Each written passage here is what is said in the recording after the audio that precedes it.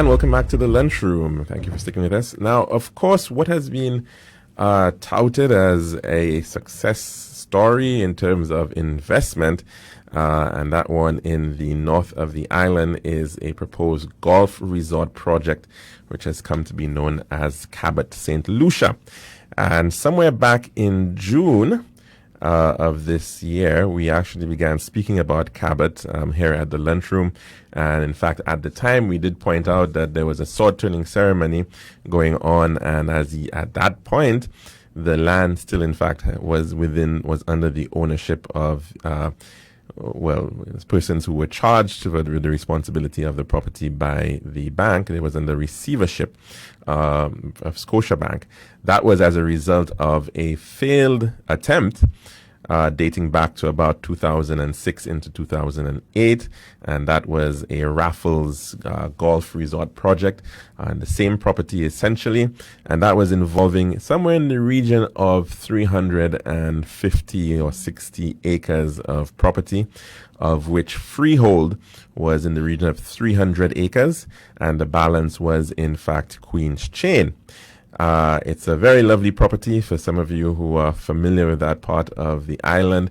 I know a number of people go up to a viewing point, which has become to be known as the Moon, interestingly enough, where you have a lovely view of the northeast coast of St. Lucia, looking right back down to Casaba and Comret and the Dauphin Hills.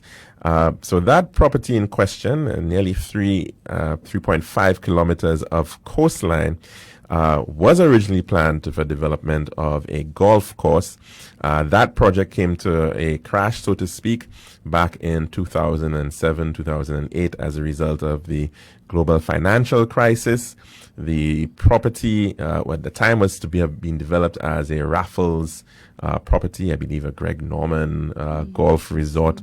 Of course, that did not come to being, and it did in fact indicate the general trend worldwide where golf projects were not actually coming to fruition because of the difficulty of realizing these projects. The demand for golf properties had in fact declined. Now remember, in a lot of these projects, there are two components. There is the pure golf course component, which is and that line of revenue, persons who actually go out and pay to play a round of golf. But then the more lucrative side of it, which is where quite often the developer is looking to actually bring in some money, the majority of the money is on the real estate side, and that is persons who would be buying homes next to golf properties. Well, that demand has certainly declined, and suggestions coming out from globally, from the United States, and as well from the United Kingdom, is that a number of golf courses are in fact in some instances closing down, and in other instances just simply not doing very well. So that is what the background of that project is. And we also spoke regarding the fact that the owner was coming out of Nova Scotia, same place as where the bank receiver was based, the Bank of Nova Scotia. And they had owned two properties up in a part of Nova Scotia called Cape Breton, and that was in a town called Inverness, very low-key town, so to speak, less than 1,500 people there.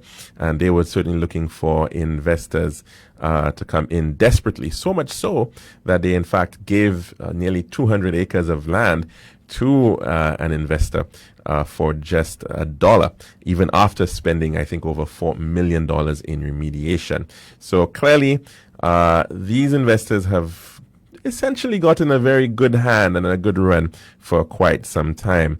And right here in St. Lucia, there was a similar situation where it appears that the government suggested to the National Insurance Corporation, or maybe appeared that they suggested to the developers that they should approach the National Insurance Corporation for a very lovely loan in the region of $30 million so that the developers could actually purchase the property.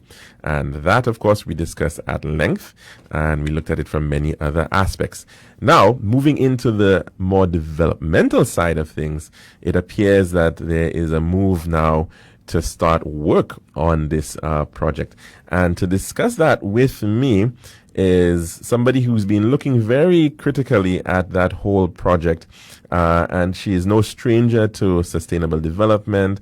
In fact, is a professional within the setting of sustainable tourism, and formerly also working at the Cultural Development Foundation, and a former counselor of the St. Lucia National Trust. She is, and a resident of Capistade, I should perhaps also add, Miss Finola Jennings Clark. And she is also in studio. We also have a gentleman, again, who has been in the lunchroom before, very passionate advocate on all things heritage and conservation, and also a member of the St. Lucia National Trust, as well as the St. Lucia Archaeological and Historical Society, Mr. Laurent Japierre, better known by many as Jomo. Ladies and gentlemen, thank you very much for joining me here in the lunchroom to discuss what exactly is going on with Cabot, the Cabot Links or Cabot St. Lucia project. Finola, maybe we could start with you as a resident. Have you been engaged maybe through the Residents Association? Can you maybe give us an idea as to how that has moved forward in terms of the relationship between the developer and the community? I can, to an extent. So I am a CAP resident. I mean, I've lived there since 1974. Obviously, I was a little younger when I moved there. I first reached out to Cabot on my own account, and I advised, we have, like many places, a WhatsApp community. So I let the WhatsApp community know that I had reached out. And I requested, as did quite a few other residents, that we engage Cabot to find out what's really going on and discuss the implications for Capistade in particular. That's kind of where my involvement from Capistade side really, I wouldn't say ended, but sort of petered out, and I handed it over to the Residents Committee Executive, and they've been following up. The president met with the Cabot Links developers and presented the issues, and as far as I know, that's pretty much as far as it's gone. I've since moved on. Actually, Jomo kind of instigated it by asking us to come and walk the site with him. And out of that came a group of just concerned citizens that wanted to push for what we would consider more fully respecting the sustainable development goals and concepts, by in particular looking at local rights and local engagement in any development, but obviously immediately dealing with Cabot, St. Lucia. So that kind of summarizes the basics. I mean, Cap Estate, 1,500-acre estate, which most of which has thus far been developed from the 1960s and 70s. Already an existing 18-hole golf course, which was in fact originally a 9-hole. It was extended a couple of decades ago. Now a second golf course being proposed in that area on the eastern side of Cap Estate. Is that, you think, a reasonable, given that it seems to lend itself gently rolling hills, you think that's a reasonable potential development for that area? I don't think that it's necessarily the best. There are certain specific issues, one of which is that Cap Estate has been chronically water short all these years. So, for instance, we don't get water in our pipes at all during the week where I live. We never have. And so it's required that all houses that are built in Cap have a minimum 5,000-gallon tank. And, the majority of Cap residents are fine with that, and they have swimming pools as well. So, it's not like they're being super cautious about water in that extent. But also, I've walked in that area for all these years, even, from when I was a young teenager. And after the initial Raffles clearance, which was a pretty comprehensive clearance and cleared out a lot of what was there, including some cacti that have since become rare partially because of that clearance. And in walking it now, it's just healed itself. And it's a very biodiverse area. And by biodiverse, we're talking about lots of different plant species, birds, and small animals and insects. And of course, it's quite pristine. There's nothing else there that's leaking off into the coastal waters aside from the hotel at Kazumba. That's pretty much it. So you're talking about taking an area that is pristine, biodiverse, and changing it entirely into a golf course. So yes, I can see the appeal for the development, and I can see the appeal insofar as jobs. We understand, we're chronically short of jobs at all levels in St. Lucia. That's completely understood. And in that sense, those are the potential positives. And of course, for Cap Estate landowners, potentially land values will go up, which is good for the people who own in Cap Estate. But in that process, you have what you call gentrification starts to happen.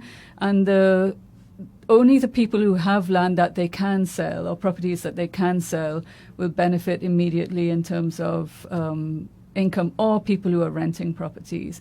And it has a knock-on effect that it raises rental prices around the community, and then that goes further out into the island. St. Lucia is just a big community, really, and then land taxes go up and cost of living goes up. And what happens is you have locals, your average local, no longer able to afford to buy or rent or live in the area. And even if they are able to do that, you have this sense of alienation that builds because your prime properties are being occupied by people who are not St. Lucians, who are not from the area and are bringing different values, etc.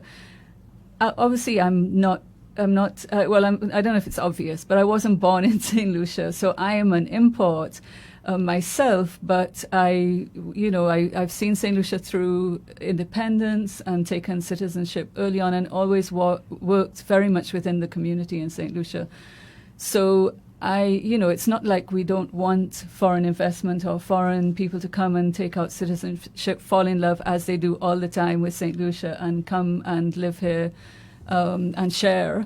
But there has to be a limit and there has to be a balance. Right, and one should even question about the whole concept of that foreign investment if we are giving loans for it in any case. Yes. But Jomo, maybe you could jump in here because Finola was speaking, of course, about the whole issue of the biodiversity and it just being able to heal. Now, you, Jomo, a trained botanist, this is your field, really.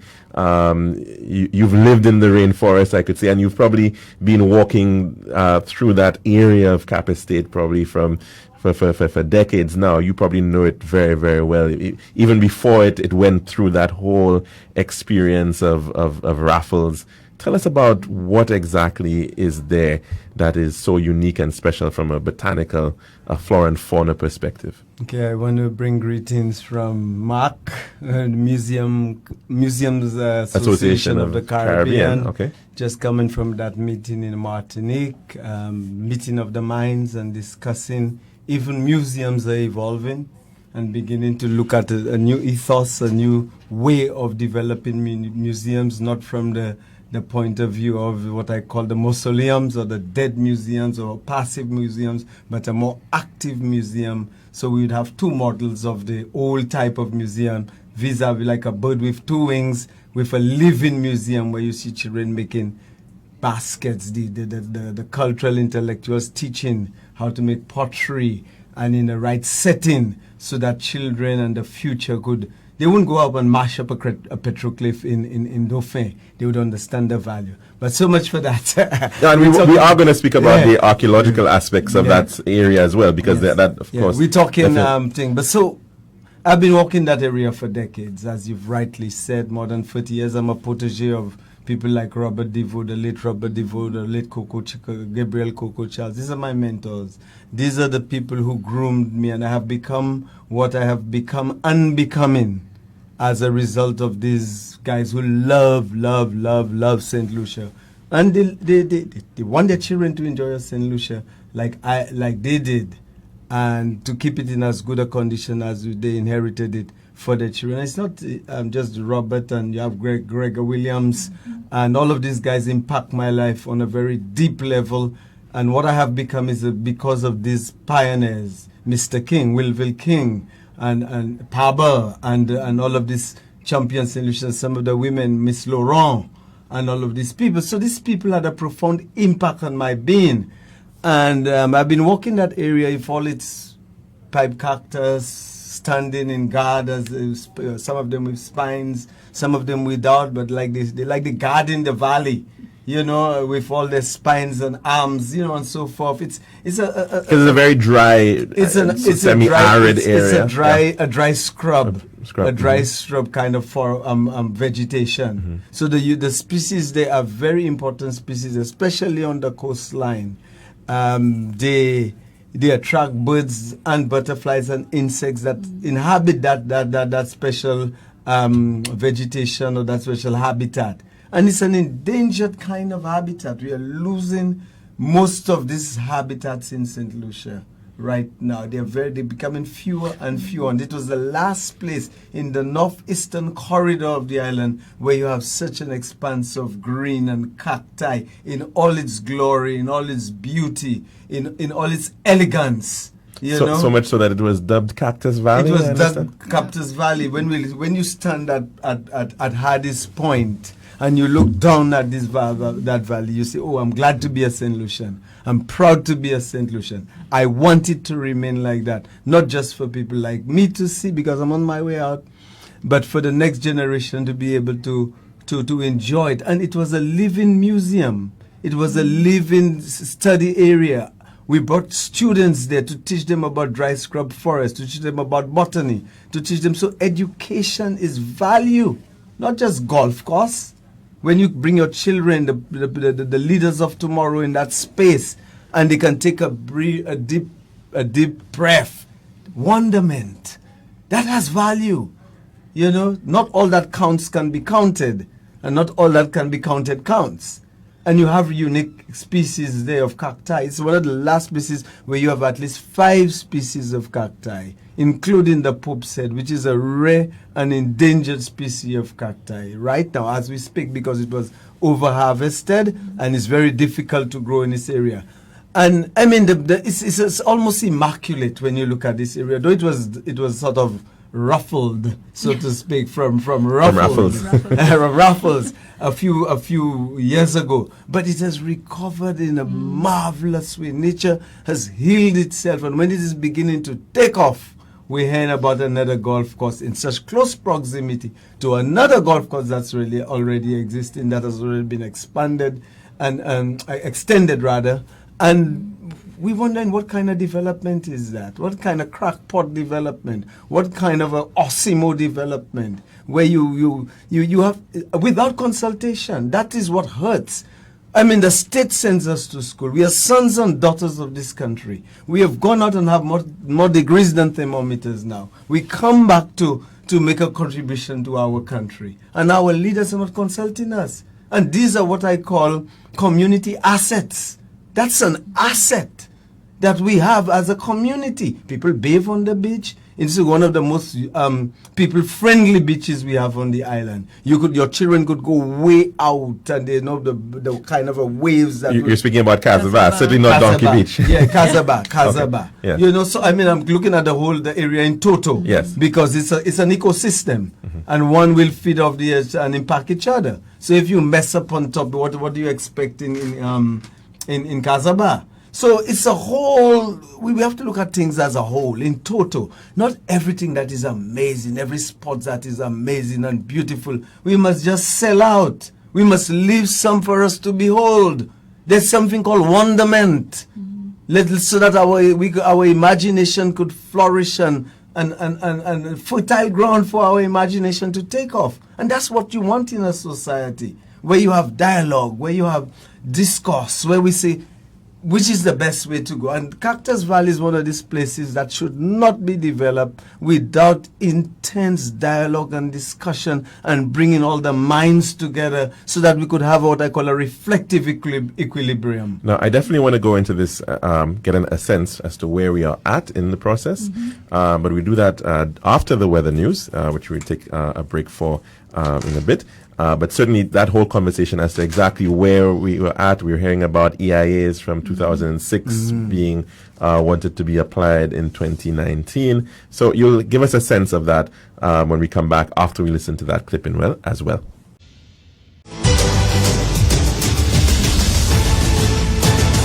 And welcome back to the lunchroom. Thanks for sticking with us here at the lunchroom, powered by Navita Designs. Now, of course, we've been speaking with Mr. Jomo Laura Japierre and Miss Finola Jennings Clark regarding the Cabot development, Cabot St. Lucia, in the Cap Estate area, and of course talking very passionately about the value, the nature conservation value of that area. But it seems as if work has begun to some extent on the site, although we're not too sure exactly to what extent and whether approvals have in fact been given. But I think there's a very interesting clip from Janika Simon from Choice News doing a bit of investigative reporting, which I think we'll try to play at this time, and then we can come back to discuss that.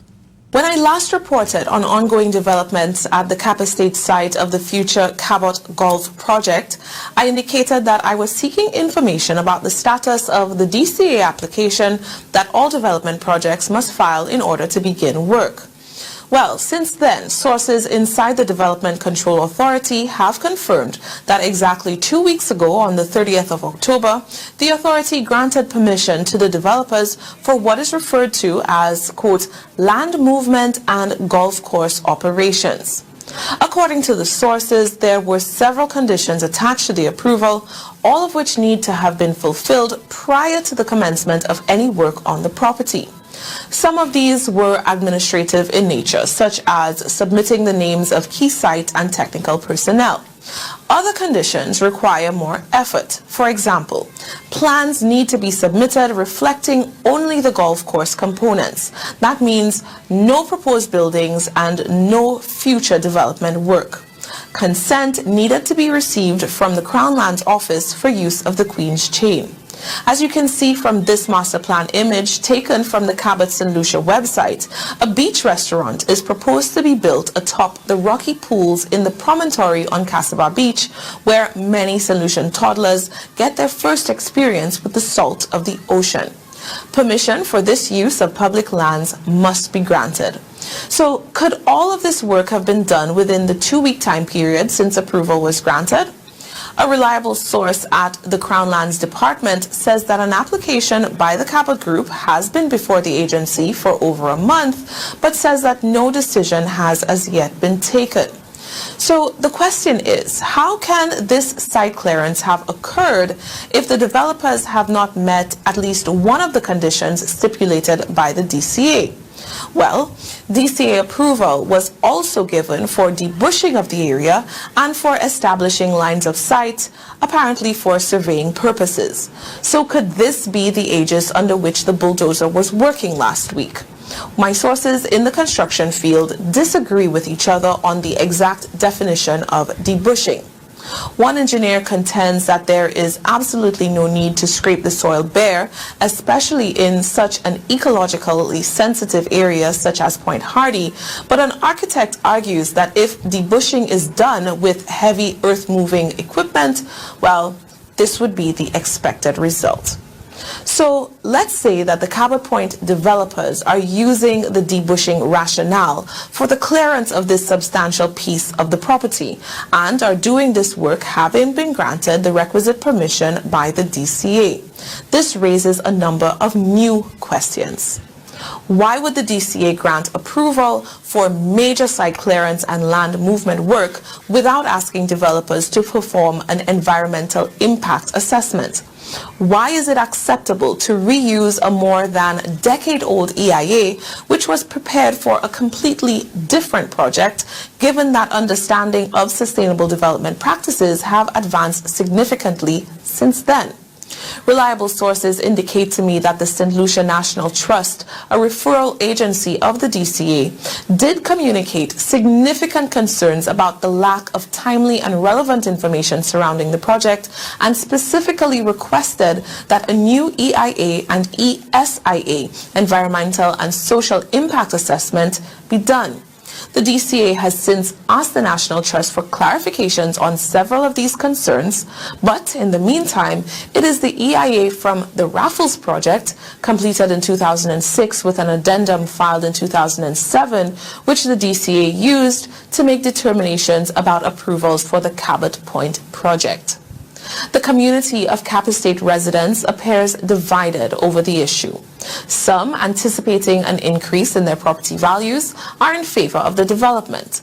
Others have said that this vast construction project, which sprawls over 5 beaches, will restrict public access to the last remaining open beachfronts, which are regularly used by St. Lucians island-wide. Right, and that was an abridged piece from Janika Simons reporting on the whole Cabot development. Of course, very interesting issues being brought to the fore.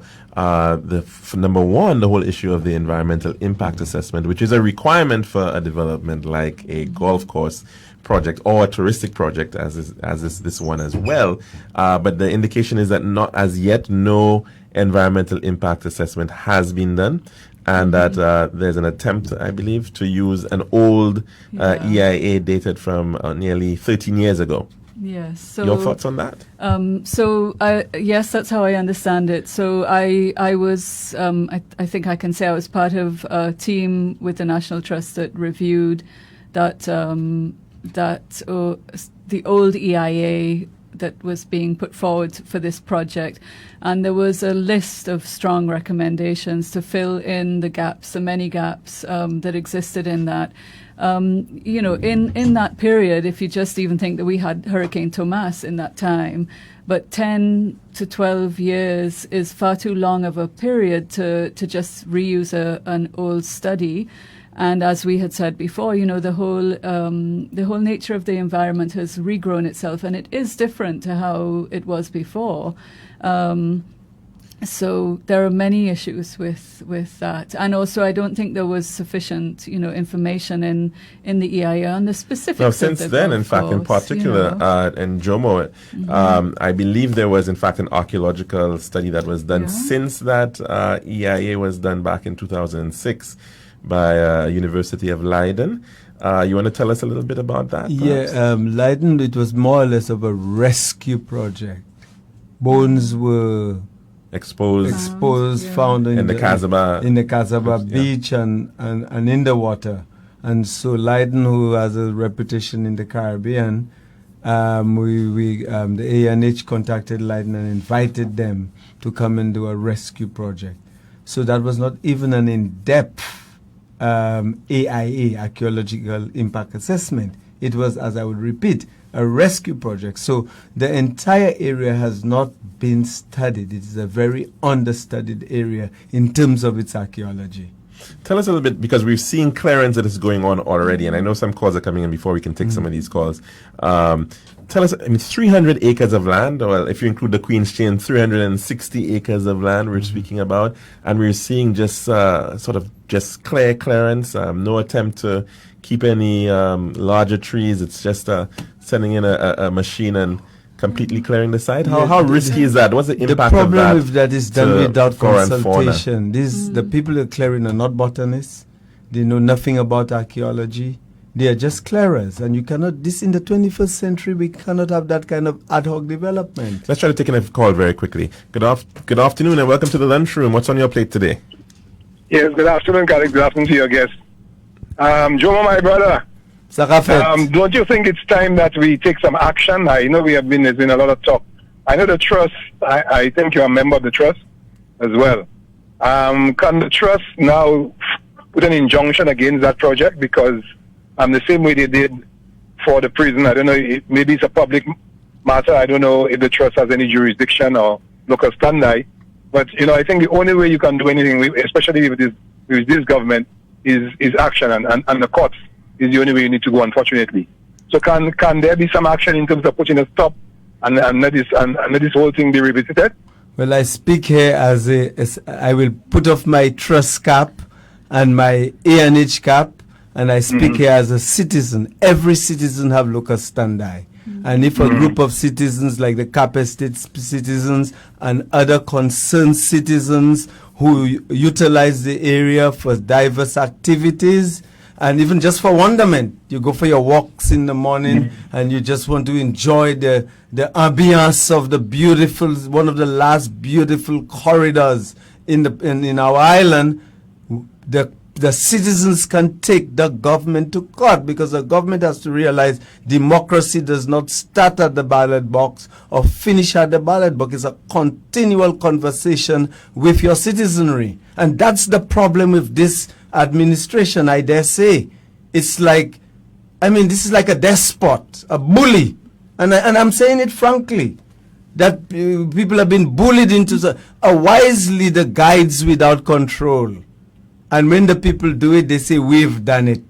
That's what a wise leader does. But with leaders that are not wise, they use might and bullying. And we've seen lots of them in the past decades. And most of them end to the end. We did not deliberate on the end. We know it. But caller, there is a possibility of using what is known as a judicial review.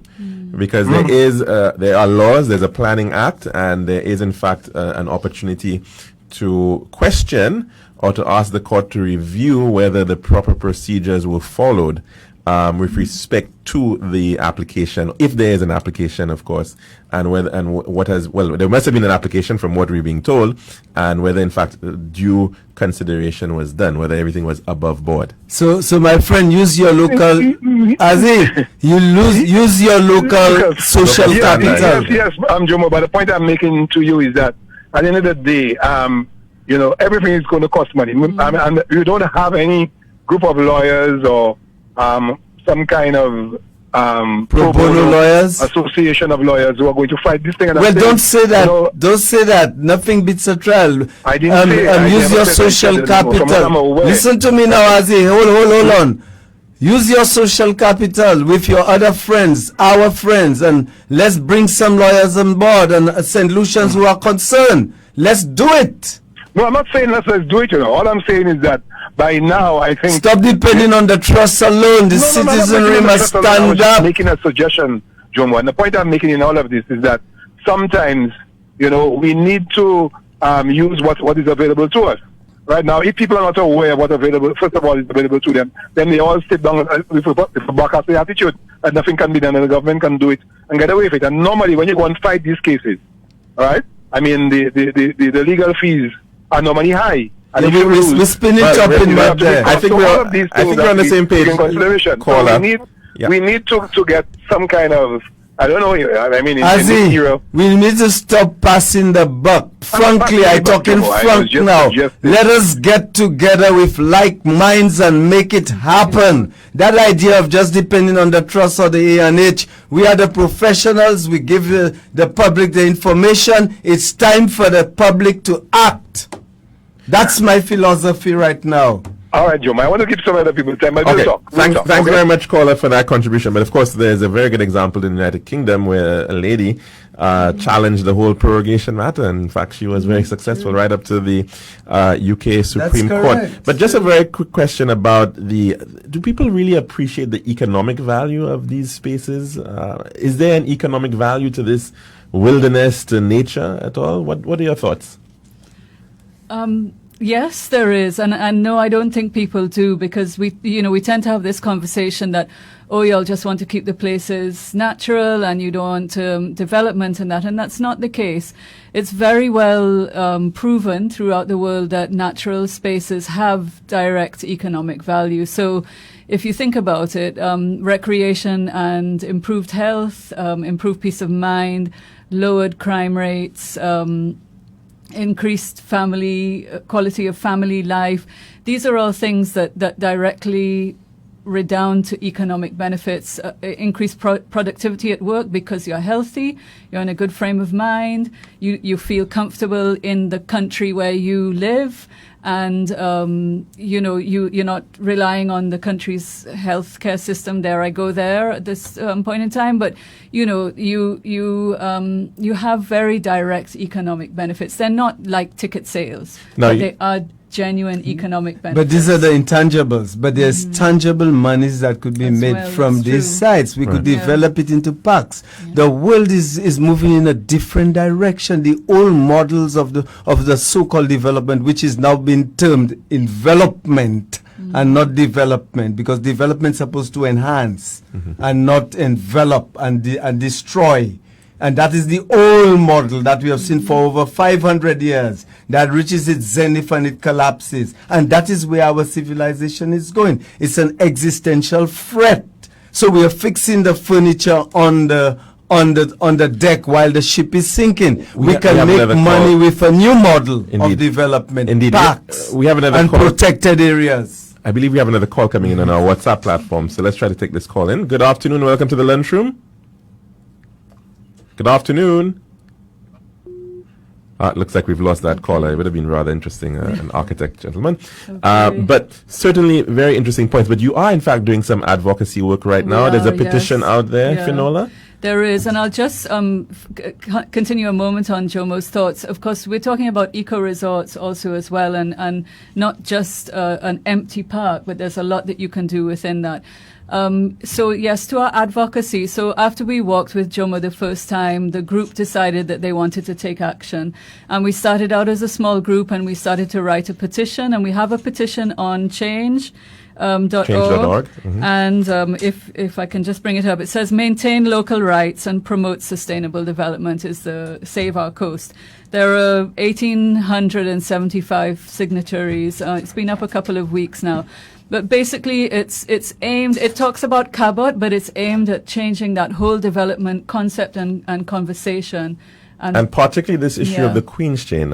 Particularly coastal the Queen's property Chain. Owned by the state. And whether it can be, even the question of whether it can be legally leased, especially on emphyteutic leases, which confer a level of ownership. Okay, I think we have that call coming in, so let's take it very quickly. Good afternoon and welcome to the lunchroom. What's on your plate today? Good afternoon to all. The last time I went to a National Trust meeting, and I didn't go to any more. So last time, my mission for pushing for an island-wide national development plan, and 3 people stood up to support me. Pat Charles, Gregor Williams' wife, and another lady, maybe she's the one, I don't know. It was at the NIC building. And Pat said, this is what we need. Yep. You see, as long as we don't have that, you're going to be in this running after every little thing, like in some guerrilla warfare type of thing. We must have a base to talk from. We don't know what next is going to happen, where next is anything going to happen.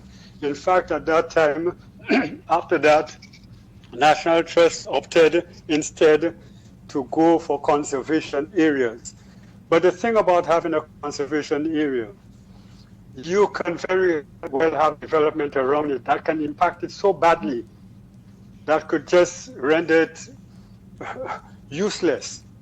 And this is what I'm talking about, and I've been talking about for years. But you see, there's an attitude here. Who the hell is he saying what he says? We're not going to give him valet. He'll steal our shine. A lot of nonsense. That's why we're in this mess.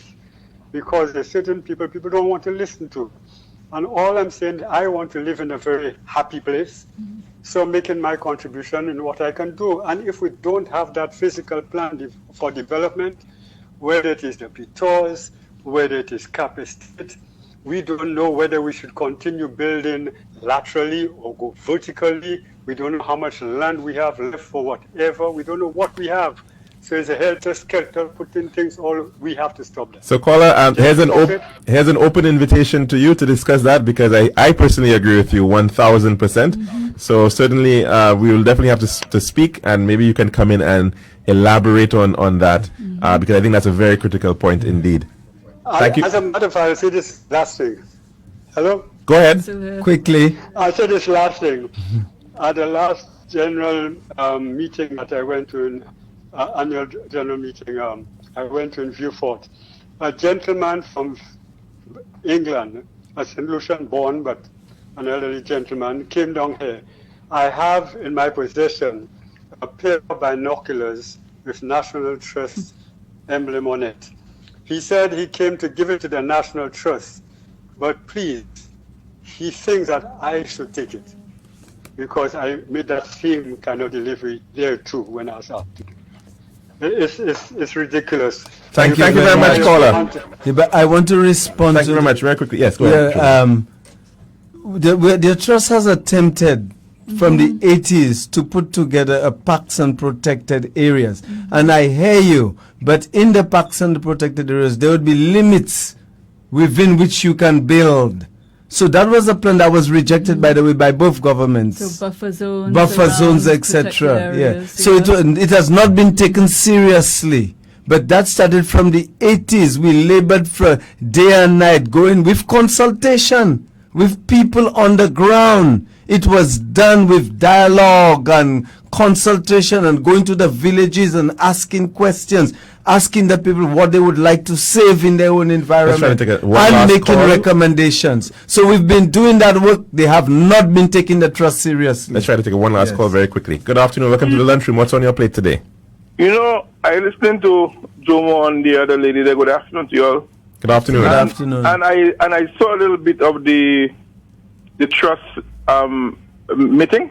And I'll tell you something. We all know in St. Lucia, anything can stop with the policymakers. And the Cabot links, the Cabot, and the other projects that are detrimental to St. Lucia environment and to the people and no consultation, is bottom line. The Prime Minister, his cabinet, the policymakers, they are the ones that putting us in that mess. Bottom line. I don't see the trust. I don't see other.